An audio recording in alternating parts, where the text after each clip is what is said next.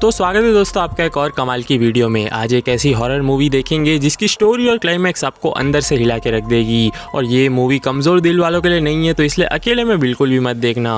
Movie को continuous देखते रहना। अगर आप बीच में स्किप कर दोगे ना तो आपको क्लाइमैक्स में कुछ भी समझ नहीं आएगा। तो आज हम देखेंगे पेची। तो इस कहानी की शुरुआत होती है राम और प्रिया नाम के कपल से, जो कि एक जंगल में घूमने गए होते हैं। अब इन दोनों को ही इस जंगल के राज के बारे में कुछ भी नहीं पता होता। ये दोनों ही वहाँ पे जाते हैं और रात के लिए कैंपिंग की भी पूरी प्लानिंग की हुई होती है। इसी के बाद राम रात को लकड़ी काटने के लिए जाता है, जहाँ पे उसको एक बहुत ही ज़्यादा बड़ा पेड़ दिखता है, जहाँ पे उसको एक त्रिशूल भी दिखता है। उस त्रिशूल को तो वो फेंक के वहीं से निकाल भी देता है। अब उसके बाद वो उस पेड़ की लकड़ियों को काटने लगता है। अब वो उस लकड़ियों को काट ही रहा होता है कि इतने में उस पेड़ से कुछ हिलने की और कुछ झनझनाने की आवाज़ आती है। और थोड़ी ही देर बाद वहाँ से एक गुड़िया बाहर आती है, जो कि बहुत ही मिस्टीरियस होती है देखने में। अब राम उसको उठा के देखता है और थोड़ी ही देर बाद वहाँ पे एक ऐसी रहस्यमयी शक्ति दिखने लगती है राम को, जो कि तुरंत उसकी तरफ बढ़ रही होती है। उसकी तरफ बढ़ने के बाद वो राम को वहीं पे मार भी देती है। अब राम की आवाज़ सुनने के बाद वहाँ पे प्रिया भी पहुँच आती है कि राम आखिर क्यों चिल्ला रहा है।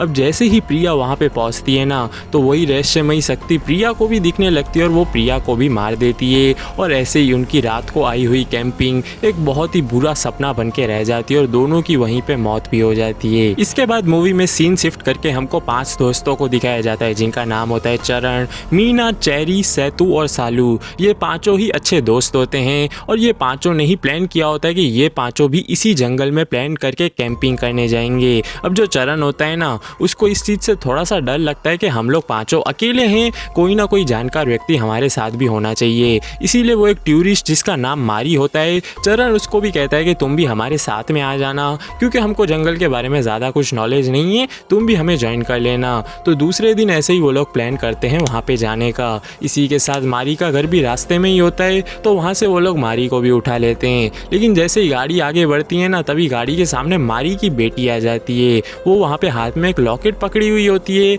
और मारी को वो लॉकेट देती है, क्योंकि वो जो लॉकेट होता है ना, वो मारी को उसके पूर्वजों के तरफ से मिला था, जो कि उसकी फैमिली की हमेशा से ही रक्षा करते हुए आ रहा है। और इसी के साथ वो लोग वापस से निकल पड़ते हैं उसी जंगल के सफ़र में। एक जगह पहुँच के गाड़ी को रोक देते हैं, क्योंकि वहाँ से आगे उनको पैदल ही जाना पड़ेगा, गाड़ी और आगे नहीं घुस सकती। और पैदल जाते जाते मारी उन पांचों को ही ये सब जानकारी देता है कि कौन से जानवर इस जंगल में आपको देखने को मिल जाएंगे। और तो और कुछ भी उल्टा सीधा मत करना, कोई जानवर आमने सामने आ गया तो वो तुम्हें मार भी सकता है। अब जानवर का नाम सुन के चेरी तो पूरा ही चौंक जाता है, क्योंकि वो तो बेचारा ऐसा इंसान है जो कि कुत्तों से भी डर जाता है। तो यहाँ के जंगली जानवर तो उसके लिए बहुत ही बड़ी बात हो जाती है। अब थोड़ा सा आगे जाने के बाद इन सभी लोगों को एक छोटी सी नदी दिखती है, जहाँ पे सभी लोग खेलना शुरू कर देते हैं। अब ये चीज़ देख के मारी गुस्सा हो जाता है और सबको कहने लगता है कि पानी से बाहर आओ। अगर पानी की आवाज़ जानवरों ने सुन ली तो सबको आके यहीं पे ख़त्म कर देंगे। पता नहीं क्यों, लेकिन ये चीज़ सुन के मीना बहुत ही ज़्यादा गुस्सा हो जाती है और उसका मुंह तो माने देखने जैसा होता है।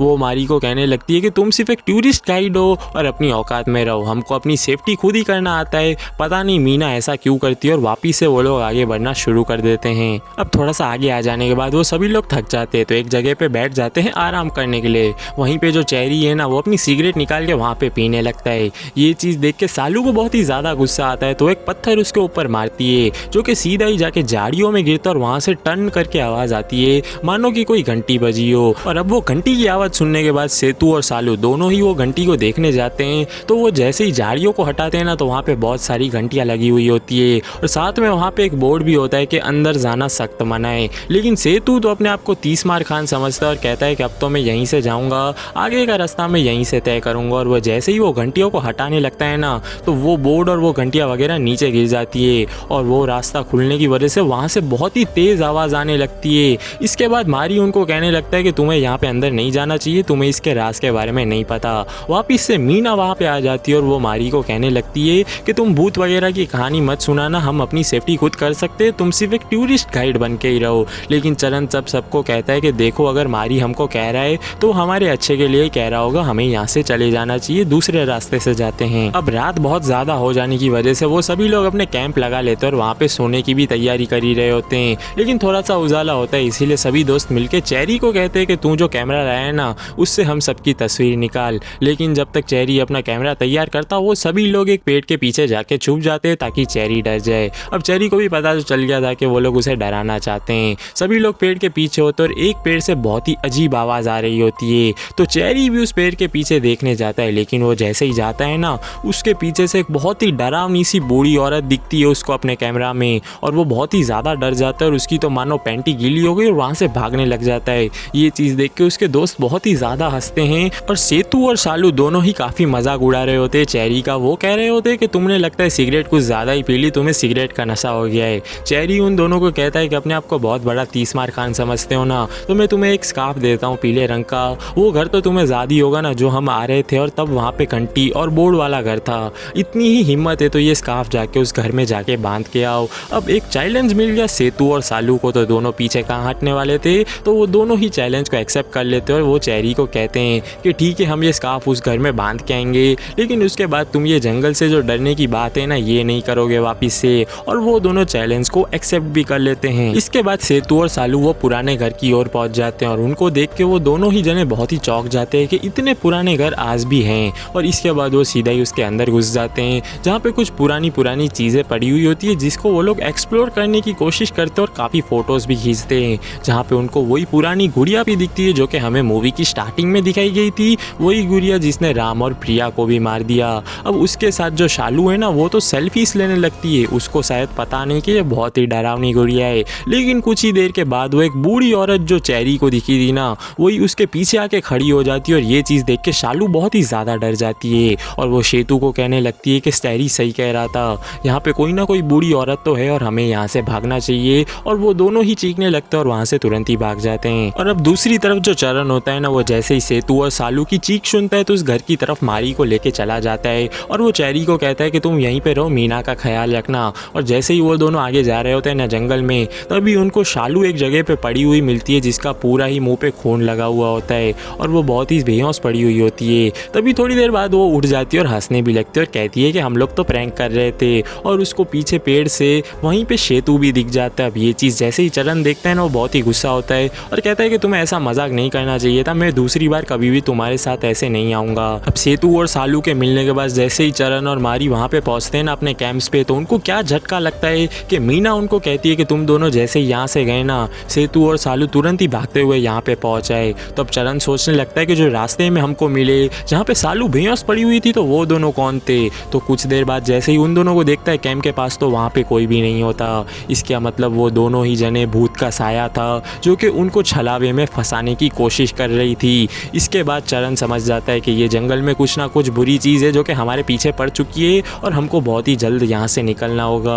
और हम क्या देखते हैं कि वो बूढ़ी औरत उन लोगों पे नज़र भी रख रही होती है। ये चीज़ सुनने के बाद मारी सबको बताता है कि ये ज़रूर पेची का हाथ होगा, जो कि एक बहुत ही डरावनी डायन है और वो पुराने ज़माने में इसी जंगल में रहा करती थी, जो कि लोगों की बलि देना पसंद करती थी ताकि वो अमर हो जाए। उसका तो काम ही ये था कि लोगों को एक जगह से उठाना और उसके घर में जाके उसकी बलि दे देना।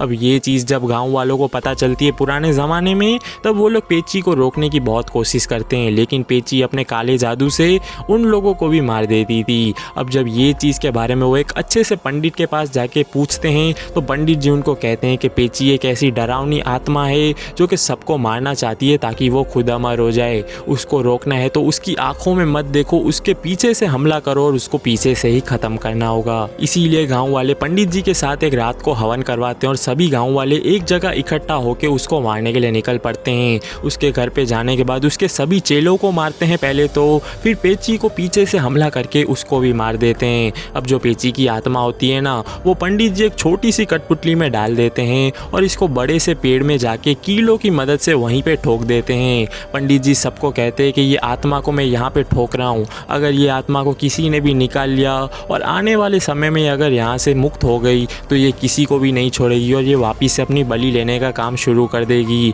इसी की वजह से उसके आजू बाजू त्रिशूल लगा दिए जाते हैं और उसके आजू बाजू एक मंदिर टाइप ही कुछ बना के वहाँ पे आगे एक बोर्ड भी लगा दिया जाता है कि इसके अंदर जाना सख्त मना है। लेकिन दोस्तों मुझे क्या लगता है पता है, वो जो शुरुआत में राम और प्रिया की कहानी देखने को मिली ना, राम जो लकड़ियाँ काटने गया उसकी वजह से ज़रूर पेची की आत्मा यहाँ से मुक्त हो गई। उसकी जो कठपुतली नीचे भी गिरी थी, आप सबको याद ही होगा, और वो जो रहस्यमय आत्मा जिसने राम और प्रिया दोनों को मार दिया, तब वो पेची ही थी जो कि वहाँ से छूट चुकी है। और ये जो बूढ़ी आत्मा चेरी और शालू को 2 बार दिखी, वो और कोई नहीं वही बूढ़ी पेची थी। अब मारी के मुंह से पेची का राज सुनने के बाद वो पांचों की तो पैंट गीली हो गई और सब कहने लगते हैं कि चलो भाई चलो यहाँ से तुरंत भागते हैं, हमको यहाँ पे कुछ भी नहीं देखना, हमको तुरंत ही अपने घर पे पहुँचना है। वो सब लोग वहाँ से भाग ही रहे होते, लेकिन तभी चेरी सबको कहता है कि मेरा कैमरा वहीं पे जंगल में रह गया, मुझे वो लेना होगा, वो बहुत ही ज़्यादा महंगा है। इसलिए वो मारी को कहता है कि तुम मेरे साथ चलो, तुम्हें जंगल का रास्ता पता है। वो दोनों कैमरा ढूंढने जाते हैं और कुछ आगे जाने के बाद चेरी को उसका कैमरा मिल भी जाता है,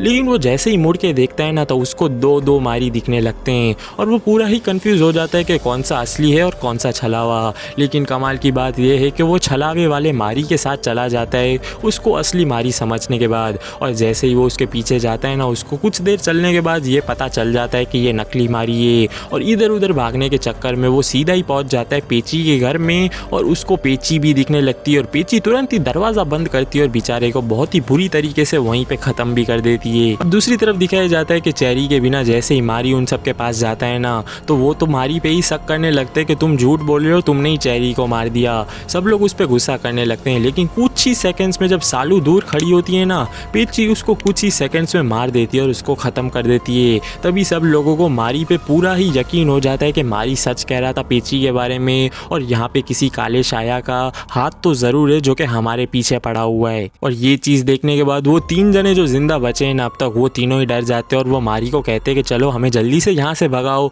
और किसी सेफ जगह पे लेके चलो। लेकिन वो जैसे ही उसके साथ भाग रहे होते हैं ना, एक और राज की बात बताऊँ, ये वाला जो मारी तीनों को भगा रहा है ना ये भी असली नहीं है, ये भी पेची का ही छलावा है जो कि पेची के घर के आगे ले आके इन तीनों को खड़ा कर देता है। अब इन तीनों ही लोगों को अपने घर के बाहर देखने की वजह से पेची तुरंत ही मीना को घर में उठा के चली जाती है और चरण भी उसके पीछे चला जाता है उसको बचाने के लिए। लेकिन बाहर जो सेतु है ना उसको चेरी की बहुत ही बुरी हालत में उसकी एक बॉडी दिखती है। अब उसको सेतु बचाने तो जाता है, लेकिन हम सबको पता है कि वो पेची होगी जो कि छलावा कर रही है। लेकिन जब तक ये चीज़ सेतु को पता चलती, बेचारे सेतु को भी पेची बहुत ही बुरी तरीके से मार देती है। हम दूसरी तरफ क्या देखते हैं कि मारी जो कि अभी भी उन लोगों को ढूंढ रहा है, पेची अब उस तक पहुंच चुकी है और उसको भी मारने की पूरी ही कोशिश कर चुकी है। लेकिन मारी को क्या पता चलता है कि उसके गले में जो लॉकेट है ना जो कि उसको उसके पूर्वजों से मिला था वो उसकी रक्षा कर रहा है, जिसकी वजह से पेची उसको हाथ भी नहीं लगा सकती। हम दूसरी तरफ देखते हैं कि चरण ने उसको बचा लिया और वो मीना को बाहर भी लेके आ जाता है और अब मारी भी वहाँ तक पहुँच चुका है। मारी उन दोनों को कहता है कि मेरे पास जो लॉकेट है ना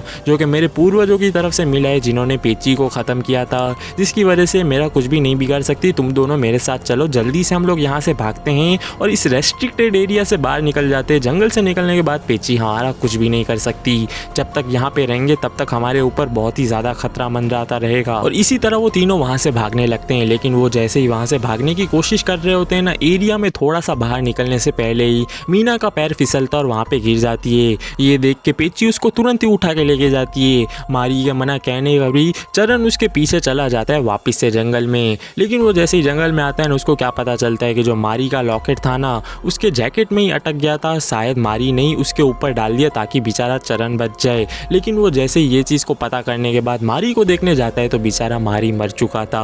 पेची ने ज़रूर मारी को भी पीछे से मार दिया। अब चरण के पास लॉकेट होने की वजह से पेची उसको तो कुछ भी नहीं कर पाई और यही चीज़ की वजह से जो चरण है ना वो जंगल से भाग जाता है और वो रोड तक भी पहुंच जाता है। चरण एक गाड़ी से लिफ्ट मांगता है जहाँ पे ड्राइवर बाहर निकलता है और वो पीछे का दरवाज़ा खोलता है और चरण को क्या देखने को मिलता है कि वहाँ पे मीना बैठी हुई है बड़ी ही आराम से। ये चीज़ देख के वो चौंक ही जाता है और इतने में जैसे ही वो ड्राइवर पे देखता है ड्राइवर उसको बहुत ही ज़ोर से मुक्का मारता है और बेहोश कर देता है। अब जैसे ही जो चरण है उसकी आँख खुलती है तो क्या देखता है कि वो अपने आप को पेची के घर में पाता है और इसी के बाद वहाँ पे मीना और वो ड्राइवर भी देखने को मिलते हैं और इसी के बाद हमको मीना की भी सच्चाई पता चलती है। फिर हमें पास दिखाया जाता है जहाँ पे पेची को मारने के लिए सभी गाँव वाले आते हैं। तभी उसके चेलों की लिस्ट में एक छोटी सी बच्ची भी होती है जिसको नहीं मारा जाता। अब वो छोटी सी बच्ची बहुत ही ज़्यादा बूढ़ी हो चुकी है और वो और कोई नहीं वो मीना की दादी ही है। उसने अपनी पूरी ज़िंदगी निकाल दी उस पेड़ को ढूंढने के लिए लेकिन उसको नहीं मिली। लेकिन जैसे ही उसको पता चला कि अब पेची आज़ाद हो चुकी है तभी वो मीना और उसके पिता जो कि ड्राइवर है उन दोनों को एक काम सौंपती है कि तुम्हें पेची के लिए 11 बलि को ढूंढना पड़ेगा ताकि वो अमर हो जाए। अभी भी 11 बलियों का काम होना बाकी था, इसीलिए वो लोग उसके लिए लोग भी ढूंढ रहे थे और मीना ने लोगों को ढूंढने का काम शुरू कर दिया। अब गाँव के लोग तो सब सच्चाई जानते थे तो वो तो अंदर जाएंगे नहीं, इसीलिए मीना ने बाहर वाले लोगों से दोस्ती बनाई और वो उन लोगों को अंदर लेके गई ताकि पेची की जो अमरता की जो सपना है वो पूरा कर सके और लोगों को मार भी सके। अब 5 लोग तो मर चुके हैं, हाँ चरण को भी उसने मार दिया। अब बची 6 बलियाँ। 6 बलियाँ कैसे ढूंढेगी वो शायद हमको पार्ट 2 में पता चलेगा। यहीं पे मूवी भी एंड हो जाती है। अब दोस्तों मूवी का आखिरी सीन या फिर पोस्ट क्रेडिट ही समझ लो, जहाँ पे हमें ये दिखाया जाता है कि जो चरण है ना, उसका एक छोटा भाई भी होता है जो कि कुछ लोगों को लेके वहीं पे उस जंगल में आ रहा है ताकि उसके भाई और उसके दोस्त जो गुमशुदा हैं उनको ढूंढ पाए। लेकिन उसको भी ये चीज़ पेची के राज के बारे में नहीं पता कि जंगल में क्या क्या हो रहा है। तो मेरे ख्याल से हमको ये चीज़ अब पार्ट 2 में ही पता चलेगी कि मीना 11 बलियों का काम पूरा कर पाएगी कि नहीं, और पेची अब आगे क्या करेगी क्या नहीं। अगर मूवी अच्छी लगी हो तो वीडियो को लाइक, चैनल को सब्सक्राइब करना मत भूलना। मिलते हैं एक और वीडियो के साथ।